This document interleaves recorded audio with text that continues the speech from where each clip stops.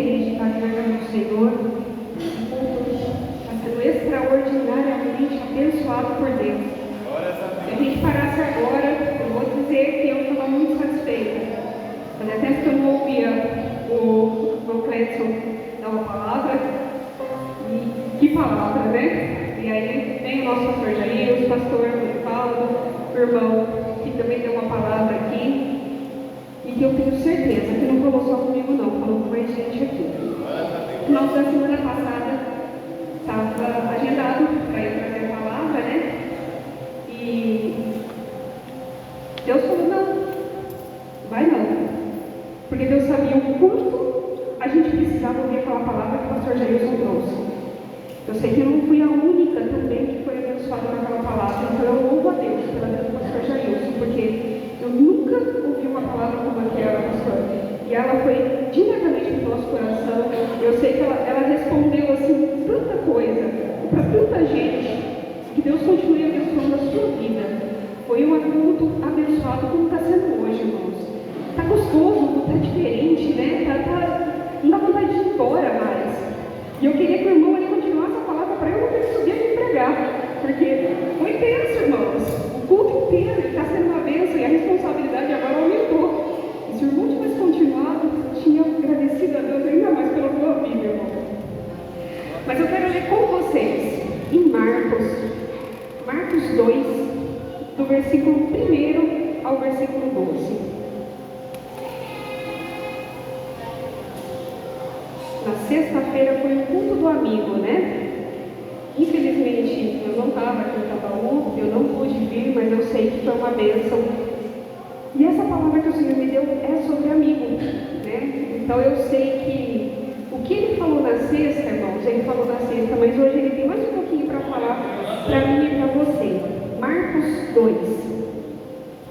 E alguns dias depois entrou outra vez em Cafarnaum, e soube-se que estava em casa. E logo se ajuntaram tantos que nem ainda nos lugares junto à porta eles cabiam. E anunciava-lhes a palavra. E vieram ter com ele, conduzindo um paralítico trazido por 4. E não podendo aproximar-se dele, por causa da multidão, descobriram o telhado onde estava. E fazendo um buraco, baixaram o leito que jazia o paralítico. E Jesus, vendo-lhes a fé, disse ao paralítico: Filho, perdoados estão os teus pecados. E ali estavam assentados alguns dos escribas, que arrazoavam em seu coração, dizendo: Por que dizeste assim blasfêmias? Quem pode perdoar pecados senão Deus? E Jesus, conhecendo logo em seu espírito que assim arrazoavam entre si, lhes disse: Por que arrazoais sobre estas coisas em vosso coração? Qual é mais fácil? Dizer ao paralítico: Estão perdoados os teus pecados? Ou dizer-lhe: Levanta-te, toma o teu leito e anda? Ora, para que saibais que o Filho do Homem tem na terra poder para perdoar pecados, disse ao paralítico: A ti te digo, levanta-te e toma o teu leito e vai para a tua casa.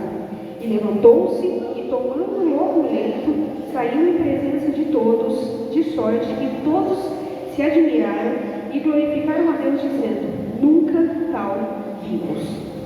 Irmãos, essa palavra, ela diz sobre o poder da amizade, sobre você ter pessoas que te ajudam, pessoas que estão do seu lado, estão com você. Mas antes de falar desse paralítico, que ele teve esses 4 amigos, eu quero ler com você em João capítulo 5.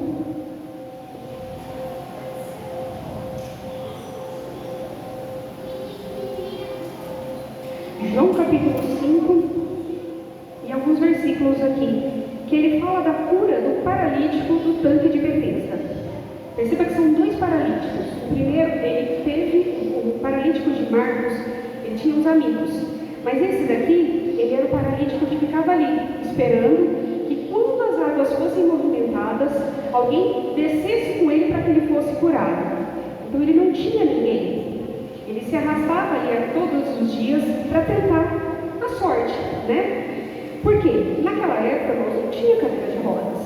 Não tinha ninguém que colocasse ele numa cadeira elétrica, uma cadeira de rodas elétrica, ou numa própria cadeira mesmo que ele fosse com a mão para chegar até ali. Então você imagina a dificuldade de um paralítico se arrastar e chegar ali no lugar e ficar sentado, esperando a movimentação da água.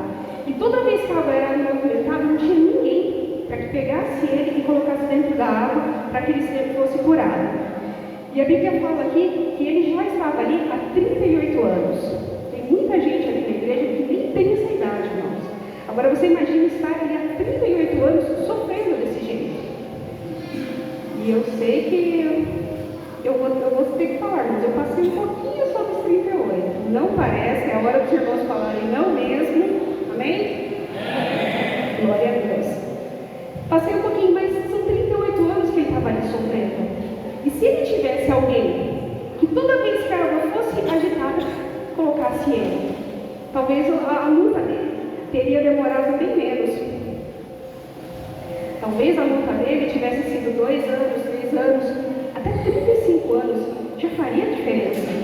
Você imagina o tanto que você está trabalhando e lutando por alguma coisa e você não recebe, e de repente você recebe e vê que é bom. Mas você fala assim, poxa, mas podia ter sido antes, né? Eu falo isso pro meu marido, eu falo assim, por que eu não te conheci antes? Demorei tanto tempo para te conhecer. E aí uma vez a gente conversando, eu falei para ele, se eu tivesse te conhecido antes, a gente já tinha se separado. Porque eu era uma pessoa bem mais torrona, bem mais mandona, bem mais difícil de lidar. Então, Deus tem o tempo certo para todas as coisas. Eu melhorei agora, né, amor? Eu já não sou assim. Deus trabalhou na minha vida.